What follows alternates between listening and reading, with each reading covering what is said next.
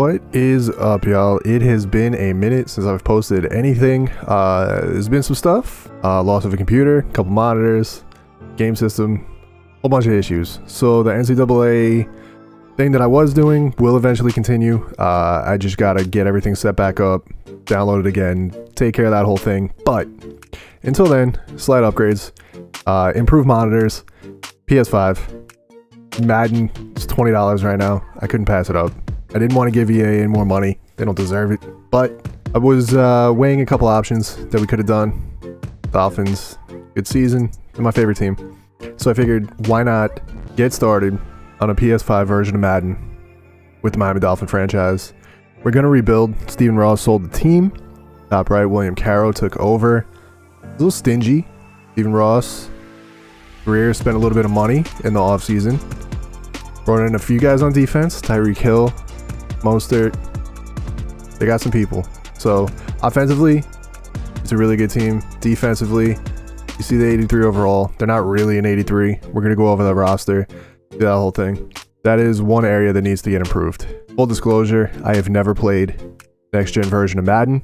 We're doing the placement and accuracy, whatever that is. I don't know. There was the multiple things. You guys can let me know which one's the best. I figured this one was going to be the most immersive that we would be able to learn.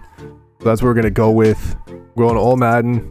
I'm using Matt 10's sliders, which is what I usually use whenever I play Madden. I always download his sliders and his penalties and all that. So that's what we're going to roll with. Simulation just carried over from, I guess, when I played on PS4. I have no idea. I wasn't a huge fan of competitive. If it is better, then I'll go with that. As for everything else, I'm going to keep it as realistic as possible. We're not turning off salary cap. Anybody can trade. Firings, anybody can do that. Superstar and X Factor, as much as I dislike them, I'm going to keep them because it does add a little bit of a dynamic to franchise. Building up players, trying to get them to get an X Factor or abilities and stuff.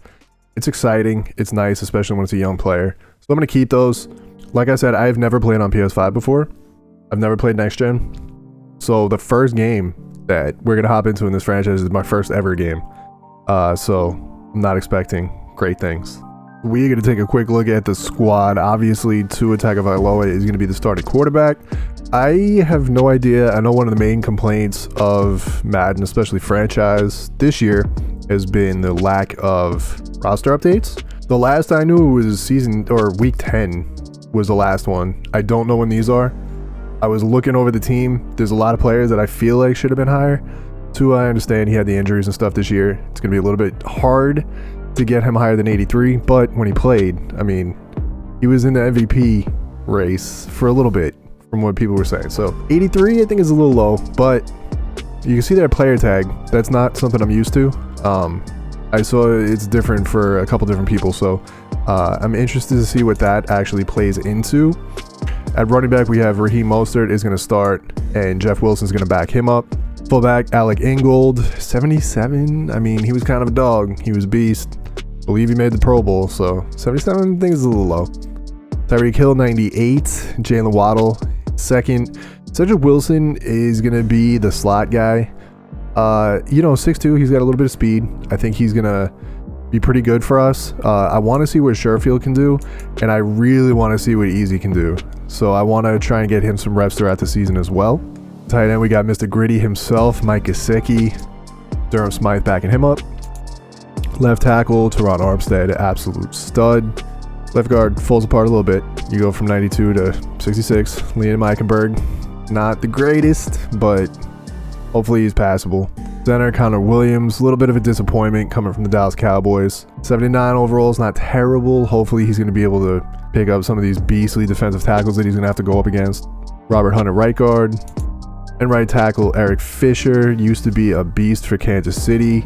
Injuries kind of took a toll on him toward the end of his career. 72 overall. Hopefully he can block that blind side. Left end, Emmanuel Agba. He is really good. Hopefully he's going to be able to get some pressure on the quarterback. Right end, Melvin Ingram. Defensive tackle, Christian Wilkins. 88. I mean, the argument can be made that he was the best defensive tackle in football. But that's, what do I know? Zach Silas is going to back him up. I haven't changed his position yet. because I might move him around on the line, so I'm going to keep him at left end for now. But chances are I'm going to change him to defensive tackle. That's mostly what he plays. So I'm going to leave it for left end. Might change it up. Left outside linebacker Bradley Chubb. Kind of a disappointment, injuries. Hopefully he'll be able to pick it up for us. We can get him a little bit higher than that 79. We got to get him to get some pressure. Van Ginkel's going to back him up. Middle linebacker Jerome Baker. He's going to have the speed to be able to keep up with a lot of tight ends. Running backs coming out of the backfield. He's got that sideline speed. Be able to make the tackles on the edges. Orlando Roberts is going to back him up. He's also going to come in nickel packages as well.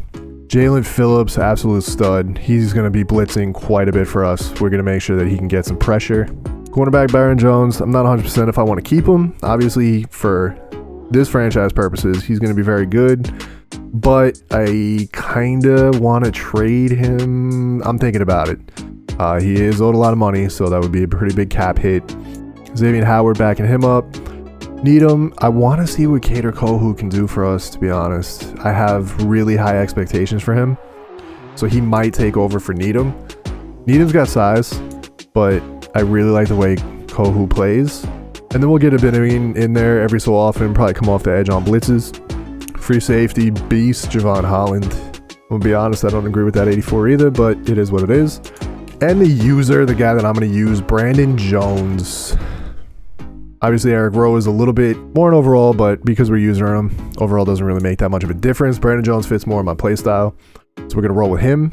Kicker Jason Sanders, one of the biggest drop-offs I have ever seen in a kicker, unless they got the shanks. Sanders has been absolutely awful since signing his contract. We're going to see if he can make some kicks for us. Thomas Morstead is our punter. Super exciting stuff. Bringing out the legs. You can see here Mike McDaniel, head coach, Dan Hampton, offensive coordinator, Will Sanders, defensive coordinator. Offensive coordinator actually does kind of make a difference because I do kind of let them call the plays. Does it really make that much of a difference? No, not really. But Dan Hampton is going to carry this load. And taking a look really quick, Van Ginkel is awesome. He's really good at special teams. That being said, he is pretty young, so I feel like we can get him some playing time on a different team. He's 27. I don't know, because I mean, we got Melvin Ingram, who we have on the line, and we have Bradley Chubb, who we traded for, and we have Jalen Phillips. So we're kind of stacked at linebacker. We can move him inside instead of Orlando Roberts, but if we can get something for him, I feel like that might be the better bet. And honestly, look at some of these people. Like, this one, whatever. I'm not really too... I mean, Calvin Harris, 4 years ago, I would have been salivating at this, but he probably wouldn't have been available, to be honest. It's not terrible. J.K. Dobbins. This one's intriguing for Runyon at right guard. And then a 3rd round pick and a 7th round pick. He goes to the NFC. We're not going to have to deal with him again. He's absolutely not going to the Jets. Where's Watkins? And we don't need, so I mean, that's kind of pointless. Wide receiver, we really don't need. Scaling is intriguing, but we really don't need him. We don't need a left tackle. Cornerback is a position we could use some depth, but Schofield right guard. I think we go Green Bay. We get Runyon. We switch around the line. I think this is a really good trade for us. And that is what the offensive line is looking like after that trade. We are in week 1. I simmed through the preseason. No injuries. Turn that off. I don't want to deal with that nonsense. But we are in week 1, taking on New England Patriots. John Runyon was a huge pickup for us. You can see there, offensive line drastically improved. Hunt moves over to left guard. Eichenberg is now on the bench, exactly where he should be. Hopefully that is enough protection for Tua. Like I said, I have never played Next Gen. Next video is going to be the first game. I'm excited. We're going to see. I know Madden's not the little ray of sunshine that it used to be, but a little light of mine. We'll make it shine. I love you guys. Hopefully you guys are excited for this. I'm excited for this. New series. More videos. Let's go.